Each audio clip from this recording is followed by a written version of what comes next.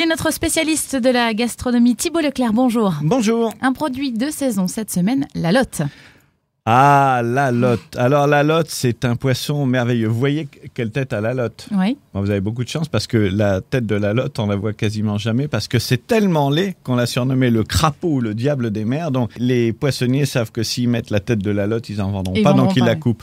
Il y avait une ou deux poissonneries dans Paris qui, quand même, par principe, mettaient la tête avec pour que les gens sachent ce que c'est.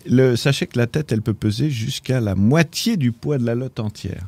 Alors c'est un poisson absolument merveilleux, qui est très prisé aujourd'hui, alors qu'à une époque, il était rejeté à la mer. Il était tellement monstrueux qu'on pensait même qu'il portait malheur. Une grosse lotte, une lotte qui a 20 ans, c'est un animal qui peut faire 2 mètres de long et 45 kilos quand même. C'est une jolie bête. Alors, un gros monstre. Voilà, c'est un beau monstre. La pleine période, c'est maintenant. Ça va durer à peu près jusqu'au mois de mai. C'est un poisson qui se vend beaucoup à cette période-ci parce que il a beaucoup de particularités. C'est vraiment très fin comme chair. C'est une chair qui est ferme, mais qui est très agréable, qui a beaucoup de goût. Ça se cuisine très facilement. Les Portugais appelaient ça le poulet de la mer dans le temps.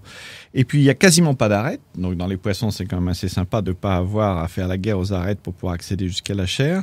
On mange principalement la queue, évidemment, et on mange aussi le foie, parce que le foie de lotte, c'est surnommé le foie gras de la mer. Donc, on le mange sur des toasts et tout. Les cuissons, vous pouvez la faire sauter, évidemment, avec un peu de beurre.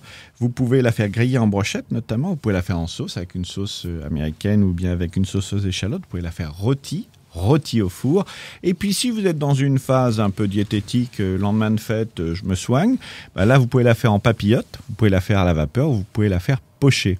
Elle s'accompagne très bien de riz. Vous pouvez la relever facilement avec des herbes, du persil, de la ciboulette, de l'estragon. Un peu de citron aussi. Du citron, de l'ail, de l'échalote, de l'oignon, tout ce qui vous passe par la tête et qui pourrait bien aller avec. C'est un poisson qui est maigre, donc il est très sain.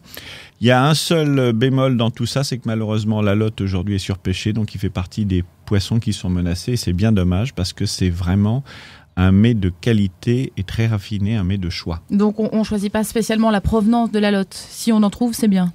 Si vous en trouvez, c'est bien, oui. Merci beaucoup Thibaut. L'intégralité de cette chronique, vous la retrouvez sur le site. N'oubliez pas, terroirdechef au pluriel.com. À la semaine prochaine. À la semaine prochaine.